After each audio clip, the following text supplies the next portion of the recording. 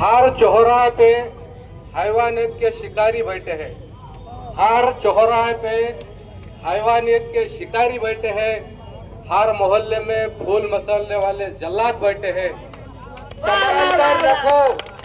संभाल कर रखो फूल सी बेटियों को, क्योंकि देश चलाने वाले बे औलाद बैठे हैं।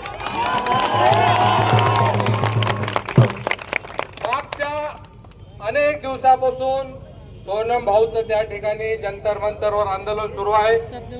त्या आंदोलनाला पाठिंबा देण्यासाठी आज परभणी जिल्ह्यातील समस्त युवक युवती विविध क्षेत्रातील मान्यवर या ठिकाणी या आंदोलनाला पाठिंबा देत आहेत। ताई, आपली सर्वांची मागणी आहे की धर्मेंद्र प्रधान शिक्षण मंत्री राजीनामा का देत नाहीत?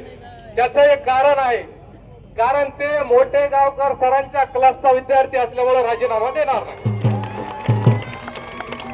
या ठिकाणी नीटचे पेपर लीक झालेत, टीईटी पेपर लीक झालेत, विद्यार्थ्यांचं पूर्ण भविष्य त्या ठिकाणी अंधारामध्ये आहे आणि या सरकारला या ठिकाणी कोणताही परिणाम होत नाही। म्हणून दिल्लीमध्ये जे आंदोलन सुरू आहे ते आंदोलन हाणून पाडण्याचं काम 2-3 दिवसापूर्वी केंद्र सरकारने केलं। मला आठवतंय 2011ला अण्णा हजारेचं आंदोलन दिल्लीमध्ये जंतर मंतरवरून सुरू होतं। आंदोलनामध्ये सुद्धा आता जातीवाद सुरू आहे।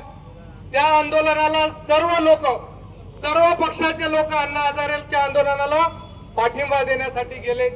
तत्कालीन त्या ठिकाणचे उद्योग मंत्री आज आपल्यामध्ये नाही आहेत, विलासराव देशमुख, ते अण्णा हजारेच्या उपोषणाला जाऊन भेटले, अण्णा हजारेच्या मागण्या मान्य केल्या आणि उपोषण सोडवण्यासाठी विनंती केली।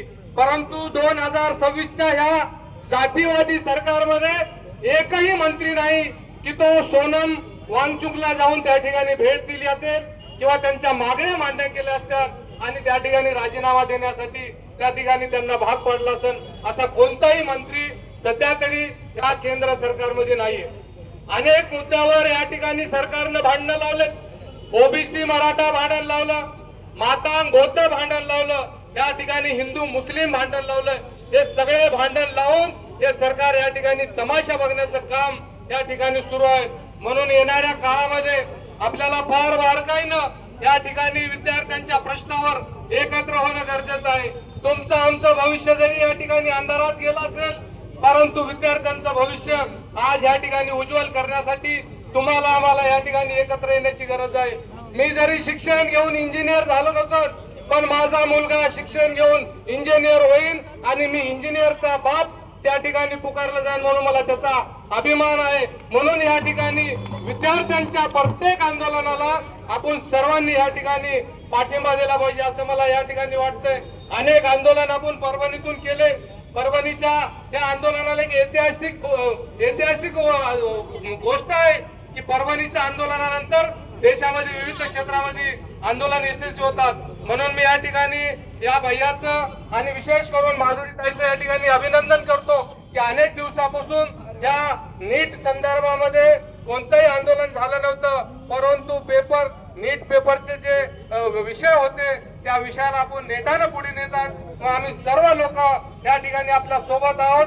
सोनम वांगचुक असू द्या, अभिजित लिप्के असू द्या किंवा या भारतामध्ये संविधानिक पद्धतीनं कोणतंही आंदोलन असू द्या, त्या आंदोलनाला आम्ही सर्वांनी या ठिकाणी पाठिंबा दिला पाहिजे एवढं मी तुम्हाला सांगतो। आणि जाता जाता सांगतो, हम डरेंगे नहीं, मरने से पहले मरेंगे नहीं, क्योंकि हम अमन चाहते हैं जुल्म के खिलाफ, हम अमन चाहते हैं जुल्म के खिलाफ।